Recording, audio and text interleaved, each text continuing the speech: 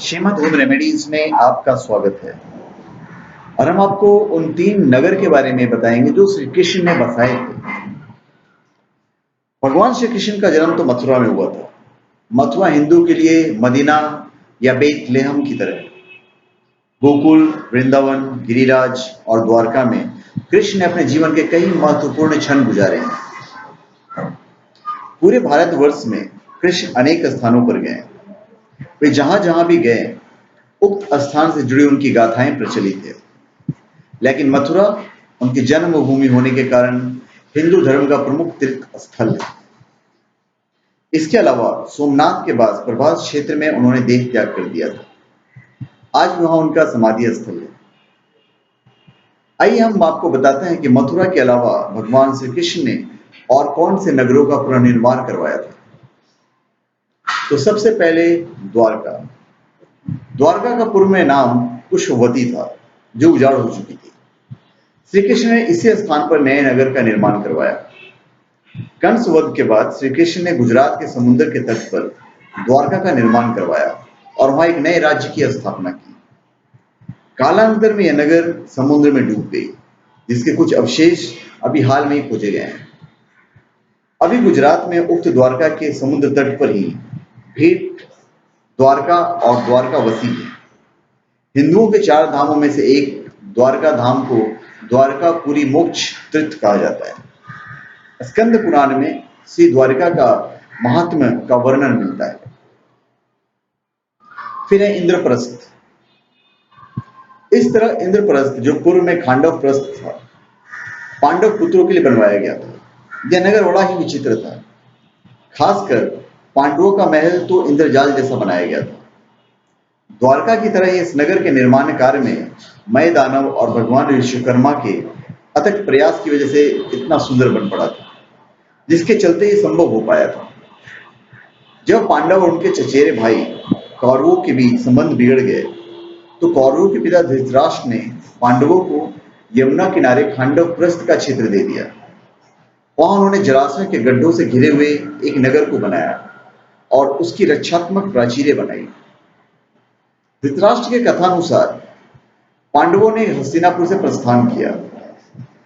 आधे राज्य के आश्वासन के साथ उन्होंने खांडव प्रस्थ के वनों को हटा दिया। उसके उपरांत पांडवों ने श्री कृष्ण के साथ मय दानव की सहायता से उस शहर का सौंदर्यीकरण किया। यह शहर एक द्वितीय स्वर्ग के समान हो गया। यहां से दुर्योधन की राजधानी लगभग 45 मील दूर हस्तिनापुर में ही रही। आज हम जिससे दिल्ली कहते हैं, वह प्राचीन काल में इंद्रप्रस्थ था। दिल्ली के पुराने किले में जगह जगह शिलापटों पर लगे वाक्यों को पढ़कर यह सवाल जरूर उठता है कि पांडवों की राजधानी इंद्रप्रस्थ कहां थी।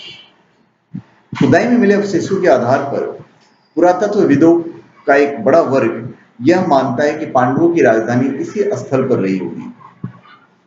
यहाँ खुदाई में ऐसे बर्तनों के अवशेष मिले हैं जो महाभारत से जुड़े अन्य स्थानों पर भी मिले। दिल्ली में स्थित सारवल गांव में 1328 ईस्वी का संस्कृत का एक अभिलेख प्राप्त हुआ है।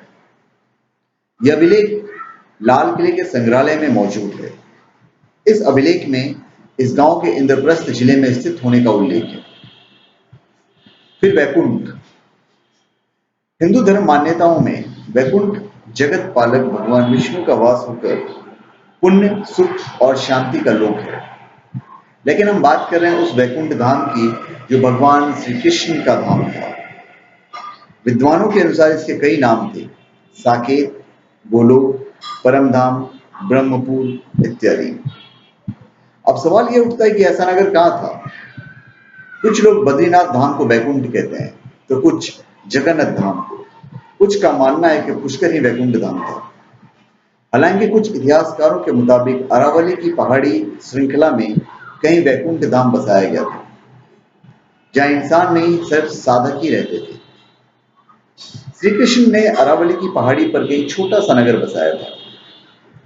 भारत की भौगोलिक संरचना में अरावली प्राचीनतम पर्वत है। भूशास्त्र के अनुसार भारत का सबसे प्राचीन पर्वत अरावली का पर्वत है। माना जाता है कि यहीं पर श्री कृष्ण ने वैकुंठ नगरी बसाई थी। राजस्थान में पहाड़ नेतृत्व दिशा से चलता हुआ ईशान दिशा में करीब दिल्ली तक पहुंचा है। अरावली या अरवली उत्तर भारतीय पर्वतमाला है।